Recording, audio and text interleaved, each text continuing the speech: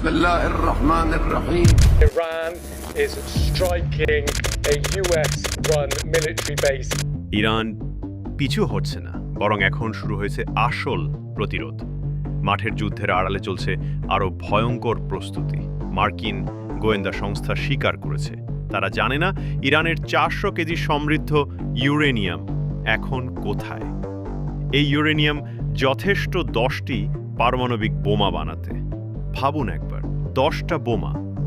এদিকে উপসাগরের তেলপথ ব্লক, মার্কিন ঘাঁটিতে একের পর এক আক্রমণ, আর সারা বিশ্বে ছড়িয়ে পড়ছে পারমাণবিক আতঙ্ক।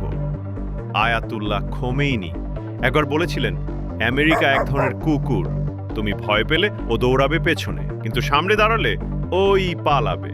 আর এখন ইরান সামনে দাঁড়িয়ে গেছে, বিশ্ব তাকিয়ে আছে। প্রশ্ন এখন কখন নয়, প্রশ্ন হলো ইরান পরবর্তী আঘাত কোথায় দেবে।